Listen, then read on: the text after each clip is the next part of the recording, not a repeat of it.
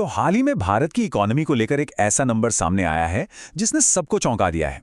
ये महंगाई की एक ऐसी कहानी है जो ऊपर से देखने में तो बहुत अच्छी लगती है, लेकिन जब थोड़ा अंदर झांकते हैं तो मामला कुछ और ही नजर आता है। तो चलिए आज इसी पहेली को सुलझाते हैं। ये नंबर है 1.54%। ये है भारत की कंज्यूमर इन्फ्लेशन यानी खुदरा महंगाई दर सितंबर 2025 के लिए। सिर्फ 1.54%, मतलब ये पिछले 8 सालों में सबसे निचला स्तर है।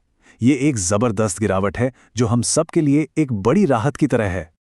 पर सवाल ये उठता है कि क्या ये हेडलाइन नंबर हमें पूरी तस्वीर दिखा रहा है या इसके पीछे कोई और कहानी भी है?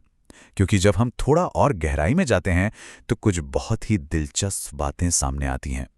असल में भारत की इकोनॉमी में इस वक्त महंगाई की एक नहीं बल्कि दो अलग-अलग कहानियां एक साथ चल रही हैं। एक तरफ जहां लोगों को राहत मिल रही है तो वहीं दूसरी तरफ कुछ चिंता के संकेत भी हैं। तो सवाल है कि खुदरा महंगाई में इतनी बड़ी गिरावट आई कैसे?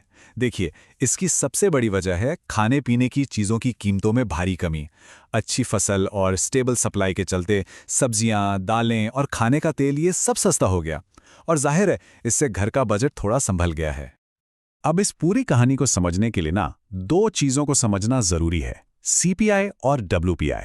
सीपीआई यानी कंज्यूमर प्राइस इंडेक्स, मतलब वो कीमत जो हम सब बाजार में सामान खरीदते हुए चुकाते हैं, हमारे किराने का बिल। और डब्ल्यूपीआई यानी होलसेल प्राइस इंडेक्स, ये वो कीमत है जो फैक्ट्रियां कच्चा माल खरीदने के लिए देती हैं। और यहीं से कहानी में असली ट्विस्ट आता है। कंज्यूमर महंगाई यानी सीपीआई वो तो 1.54% पर है, जो रिजर्व बैंक के 4% के टारगेट से बहुत नीचे है।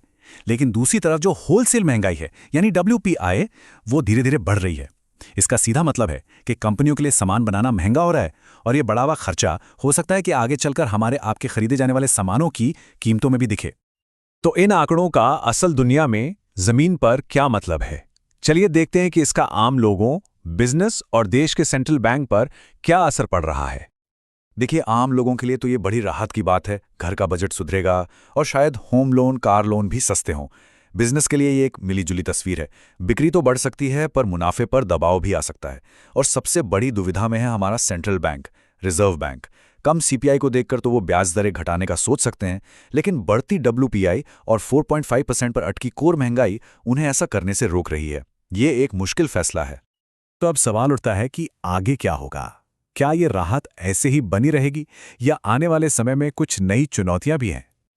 एक दिलचस्प बात यह है कि ग्लोबल लेवल पे भारत की स्थिति काफी मजबूत दिख रही है।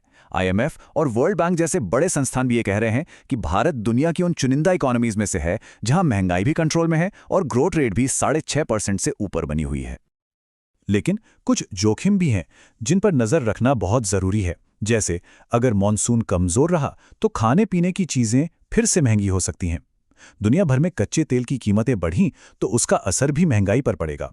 और हाँ, अगर डॉलर मजबूत होता है तो बाहर से आने वाला सामान और भी महंगा हो सकता है। तो कुल मिलाकर देखें तो सितंबर की रिपोर्ट एक बहुत अच्छी खबर है जिसने थोड़ी राहत दी है। लेकिन जैसा कि हमने देखा, कहानी अभी खत्म नहीं हुई है। होलसेल महंगाई और ग्लोबल रिस्क अभी भी एक चुनौती बने हुए हैं। तो सबसे बड़ा सवाल यही है कि महंगाई में जो गिरावट आई है, क्या ये सिर्फ एक टेम्पररी राहत है या फिर ये भारत के लिए एक नई और स्टेबल इकोनॉमिक रियलिटी की शुरुआत है? ये एक ऐसा सवाल है जिसका जवाब तो आने वाले महीने ही देंगे।